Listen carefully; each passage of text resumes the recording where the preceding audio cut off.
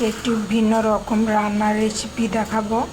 বরবটি দিয়ে মাছ রান্না করব, ভীষণ মজা খেতে। চলুন তাহলে দেখে নেওয়া যাক কীভাবে রান্না করেছি।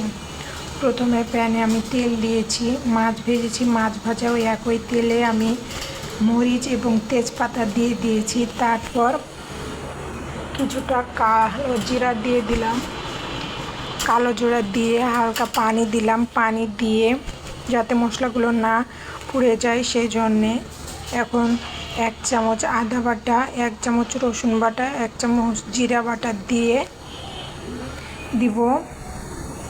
এই মশলাগুলো দিয়ে দেওয়ার পর আমি এখন মশলাগুলোকে হালকা নেড়ে দিব। নেড়ে দেওয়ার পর আমি শুকনো উপকরণগুলো দিয়ে দিব। 1 চামচ হলুদ, 1 চামচ মরিচ, 1/2 চামচ ধনিয়া আর স্বাদ মতো লবণ দিয়ে ভালোভাবে আমি মশলাটাকে কষিয়ে নেব। কিছুক্ষণ মশলাটাকে কষিয়ে নেওয়ার পর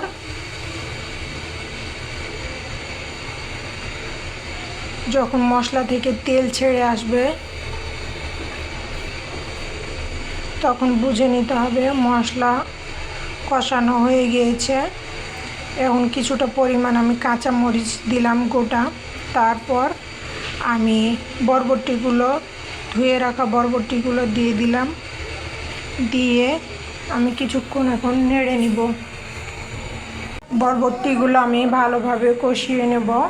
কষিয়ে নেওয়ার পর আমি সব মাছগুলো ভেজে রেখেছিলাম সেগুলো দিয়ে দেব। দিয়ে দেওয়ার পর আমি মাছগুলোর সাথে বরবটি ভালোভাবে কষিয়ে নেব। কিছুক্ষণ কষিয়ে নেওয়ার পর আমি ঢাকনা দিয়ে আরও কিছুক্ষণ কষিয়ে নেব। মিডিয়াম টু লো আছে আমি মশলাগুলোর সাথে মাছ এবং বরবটি দুটোই কষিয়ে নেওয়ার পর পরিমাণ মতো এখন আমি পানি দিয়ে দিব। পরিমাণ মতো পানি দেওয়ার পর আলতোভাবে এখন নেড়ে দিয়ে ঢাকনা দিয়ে কিছুক্ষণের জন্য রান্না করে নেব।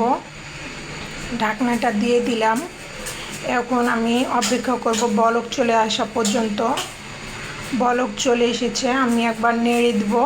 নেড়ে দিয়ে আবারও ঢাকনা দিয়ে ঢেকে দেব এবং ঝোলটাকে কমিয়ে নেব। এই তো ঝোলটা কমিয়ে এসেছে, আমার রান্না শেষ। মাশাআল্লাহ অনেক সুন্দর হয়েছে। কেমন হয়েছে অবশ্যই কমেন্টে জানাবেন। আজকের ভিডিওটা এ পর্যন্তই।